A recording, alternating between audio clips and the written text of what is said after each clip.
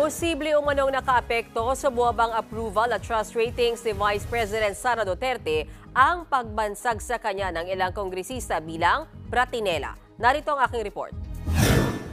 Malaki ang ibinaba ng approval at trust rating ni Vice President Sara Duterte sa ikatlong quarter ng taon base sa pinakahuling survey ng Pulse Asia. Mula sa 69% noong Hunyo, bumagsak sa 60% ang mga approve sa performance ni VP Sara nitong Setyembre. Pati ang bilang ng mga nagtitiwala sa bise, buwaba rin. Ang dating 71% nabawasan ng 10% at naging 61% na lang noong nakarang buwan. Ang pagbaba ng ratings ni VP Sara, malinaw umanong epekto ng pagtawag sa kanya ng ilang kongresista bilang Bratinela matapos niyang makipagbangayan kaugnay ng pagbusisi sa budget ng Office of the Vice President at DepEd nung kalihim pa siya ng ahensya.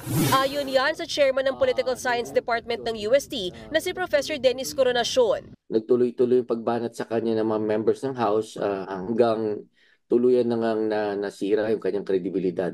Ang gustong palabasin ng Kongreso doon ay corruption na Vice President official. The members of the House have succeeded, and it reflects on the survey ratings of the Vice President.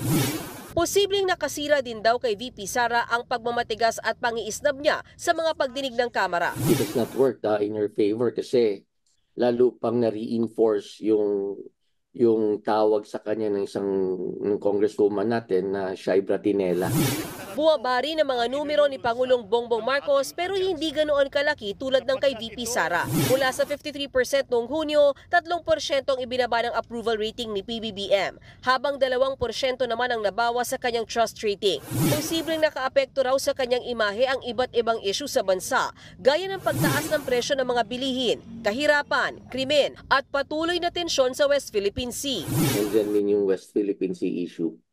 Oo, alam naman natin na since the President is the architect of our foreign policy, kung sakaling patuloy tayo nabubuli, may mga hostile incidents sa mga disputed territories, ang naisip agad ng tao ay yung Pangulo.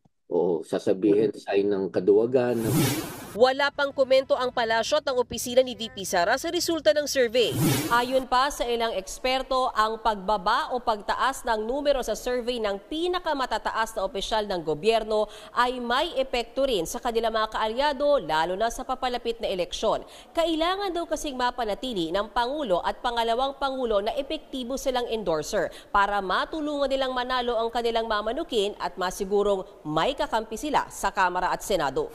Bumaba rin ang rating sina Senate President Chis Escudero at House Speaker Martin Romualdez. Si Escudero nabawasan ng 13% ang trust rating, habang 60% ang approval rating niya. Mas maliit pero bawas din ang approval at trust rating si Speaker Martin Romualdez. Hindi naman daw masyadong nababahala rito si Escudero dahil kauupo lang yan noong Mayo bilang Senate President. Nagpasalamat din siya sa mataas na approval rating. Pero para kay Professor Coronacion, mas mataas ang pressure kay Speaker Romualdez na pataasin ang kanyang mga numero. May pressure din sa kanya kasi expected rin siyang magtumakbo bilang presidente kasi siya yung ini-expect na pambato ng administration coalition.